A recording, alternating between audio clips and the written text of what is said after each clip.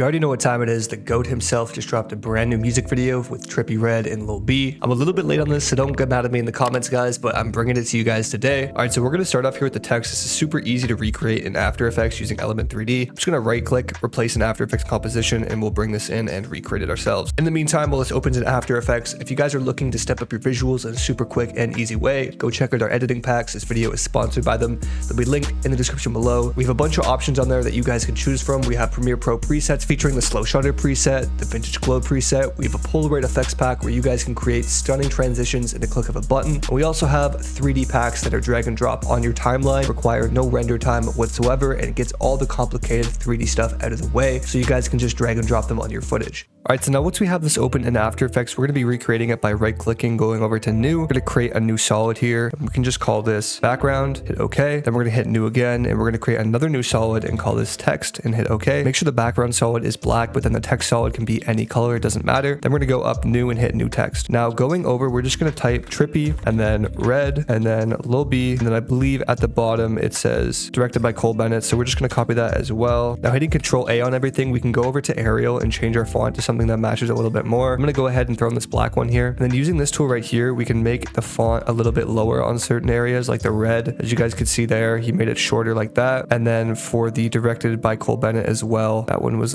also a little bit shorter. And then we can go ahead and line all of these up to match just like so by using this tool right here. And then we can highlight all the directed by Bennett, drag that up like that. And then we're going to center everything like they did, just like that. And then have the directed by Bennett in the middle. You guys can take a little bit more time on this if you do want. So once we have all of this set up, what we're going to do is we're going to hide this layer, then turn our two layers back on. We're going to go over to our text layer and we're going to apply Element 3D. If you guys don't have Element 3D, I recommend getting it for After Effects. It's the easiest way to add 3D in the program for now. But if you don't have Element 3D and want to skip this text tutorial, you can move on to the next effect. So we're going to open up Scene Setup now and hit Extrude. Once you have Element 3D open here, we're going to go down to Custom Layers, open Custom Text and Masks, and under Path Layer 1 under None, we're going to select our text that we made here. Then we're going to go into Scene Setup here. Once that opens up, we're going to hit Extrude, and as you guys can see, our text is in here. You can just click and drag like that. We're going to put our view on top. Then we're going to open this up here, go over to our bevel, and then under Extrude here, we're just going to extrude it a little bit. That just makes the back pop out a little bit more. Now going into our materials here, and then we're going to double click and put the chrome one on there. And then going into environments, we're going to hit our V1 environment here, and this studio blurred I think is going to work really well for the effect. You guys can see it's not red, but we're going to work around it. So once that's in here, we can open up our group 1 and then open up particle look and particle replicator. Under particle look, we're going to increase our particle size, and then going up, we can type tint. We're going to apply a tint on it now, and we're going to map the white to red, as you guys can see. Then we can go into After Effects and apply a glow, sapphire glow, uni glow, built-in glow. It's up to you. I'm going to apply uni glow. Once that's in there, you guys can play with the size and the threshold and get it to your liking. I'm going to go and turn down the threshold, turn up the softness a bit, then turn up the intensity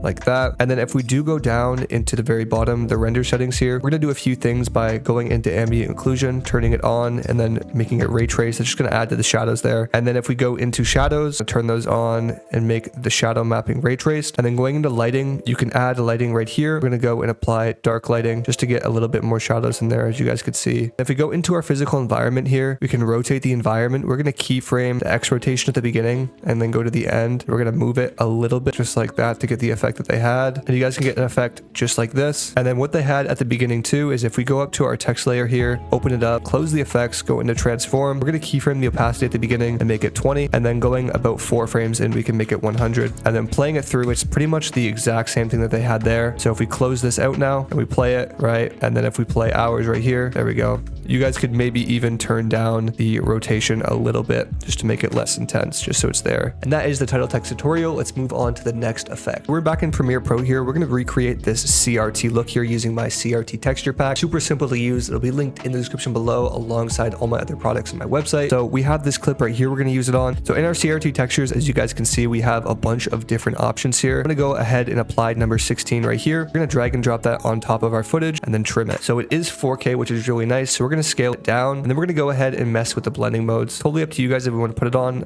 I think multiply looks cool sometimes, but you can just scroll through by hovering your mouse on top of it and just scroll through until you find something that you like personally. But I think that doesn't look too bad overlay or soft light, but you guys can just continue on scrolling through until you get a look that you like. So I'm gonna have to go with overlay here, but then to make this stand out a little bit more, we're gonna go ahead in lumetri color and turn the exposure up a little bit, and boom, you have a CRT effect just like that. Super simple. There are a bunch of other options in the pack as well. If you want to go ahead and apply this pulsing on it too, you can set that on overlay as well and then scale it out. You can get this really cool pulsing look on your footage going into blue. I think that looks super sick and it really adds to the look. You guys can mess around with it. For this next one, we have this blur going in and out of Trippie. We're gonna mess around with that look on this footage here. So we're just gonna scale him up to match the same kind of area, and then we're gonna go up into effects and we're gonna apply blur, and I'm gonna go up into directional blur here, and now we're gonna turn up the blur length and then turn the direction sideways a little bit, just like that. And then we're gonna duplicate this layer here, turn off the directional blur, and then I'm just gonna roughly key around the area there of his head and then just go up on this braid just like that. As you guys can see, the directional blur is on that, and we can go ahead and feather that a little bit. And so what we're gonna do now is we're gonna chop through it. So as you guys can see, it goes from his face being in focus with the clocks out of blur, and then it goes into the clocks being in focus with his face blurred, going back and forth, back and forth. So now that we have his face blurred here, we can kind of start cutting every little bit. So cut like that, cut like that. And so now we can have it switch. So if we go in, copy the directional blur and then delete it on that one, we can apply the directional blur to his clocks and then going back to normal and then going back to his clocks here. We can do the exact same thing just by deleting these ones here, extending that, cutting it. And then if we extend this, cut it, and then put it back below. As you guys can see, it's going back and forth, but to make it a little bit smoother, you can right click and then add a little cross dissolve on it. So as you guys can see, it's going back and forth,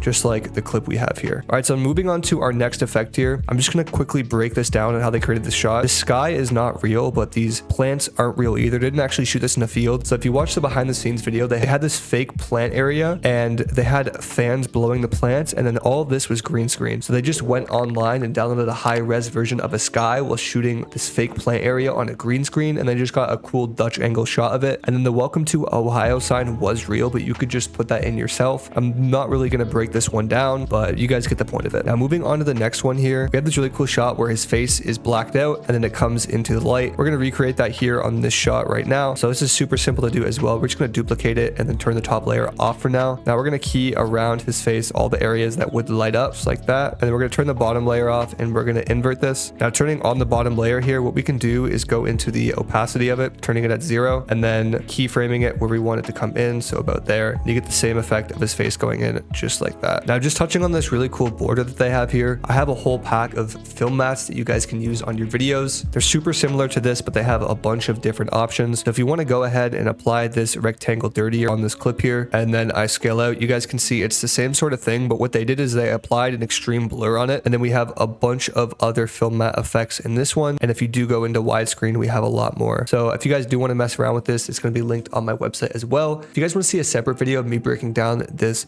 monster truck scene right here, I'll do that as well. I just think it was too much to add in this video, so let me know in the comments below if you guys want me to do that. Thank you guys so much for watching. I have 2 banging videos linked above that will help you on your editing journey. We have a coloring tutorial right here and then a quick and easy 3D tutorial right here. Thank you guys so much for watching. Peace.